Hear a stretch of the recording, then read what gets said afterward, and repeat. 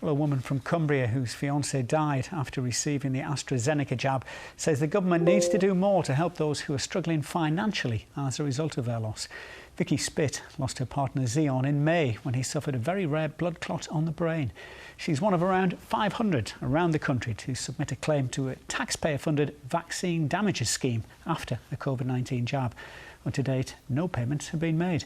The government says more than 120,000 lives have been saved by the vaccines and they meet strict safety standards.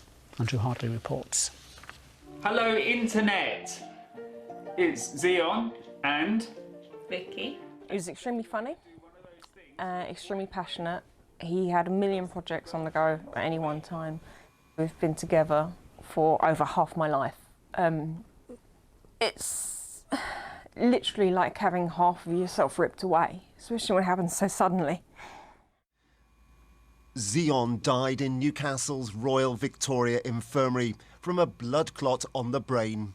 It happened 2 weeks after he was given the AstraZeneca vaccine.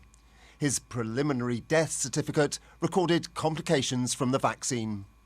I am fuming. It's not so much about the money and the compensation, it is about the way they are trying to hush up or ignore these people who have died trying to do the right thing. There's this very tiny number of people who've been affected so badly by the vaccines, and if the government showed willing to help them and compassion, then I think it would actually help vaccine uptake. Vicky, who's still committed to getting a COVID jab herself, has applied for financial help under the government's vaccine damage payment scheme. It was set up 42 years ago.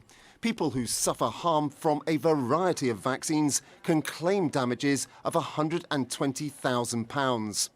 There's also a bereavement support payment scheme capped at £9,800.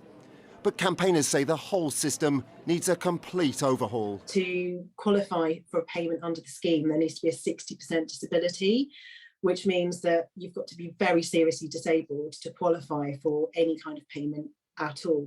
Although the sum of £120,000 sounds like it's a lot, actually, if you're looking at lifetime of care, it's not going to go anywhere near reaching the care needs. And just do the exercises out. Kerry Hurt needs full-time care after receiving the AstraZeneca jab in April. I had a stroke, which then left me paralysed down my left-hand side. It's crucified us, hasn't it? It's ruined us. I think they need to definitely review the payment scheme, and we're lucky that we can manage on a day-to-day basis, but obviously that's not going to be always the case because we're going to come to a point where we haven't got any funds coming in. On Monday, the NHS Business Services Authority based in Newcastle put out to tender the contract to provide medical assessments for the scheme. The bid document reveals the number of claims is expected to rise tenfold as a result of the inclusion of COVID-19 vaccines, up to 1,000 annually. So far, not a penny has been paid for damages caused by a COVID-19 jab. It's almost a year since the rollout of these vaccines began, and the authority says that links between any side effects and the vaccines are still being investigated. Our request for an interview with a vaccines minister was declined, but in a statement the government said, "The vaccine damage payment scheme provides additional support to help ease the burden on individuals who have, in extremely rare circumstances, been severely disabled due to receiving a government-recommended vaccine for a listed disease. All vaccines being used in the UK have undergone robust clinical trials and have met strict standards of safety, effectiveness and quality."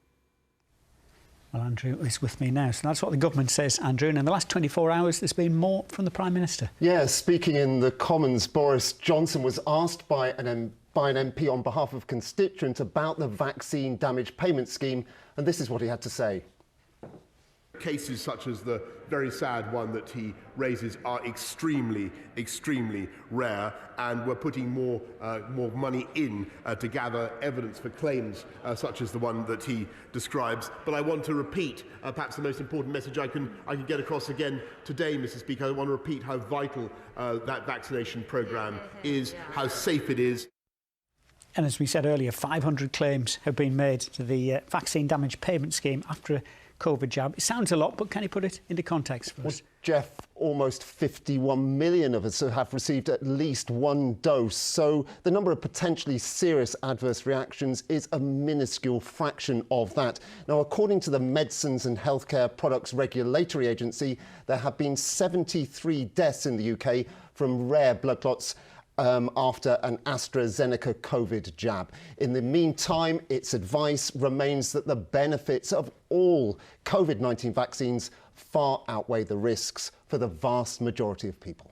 OK, Andrew, thank you for that. Investigations are continuing here.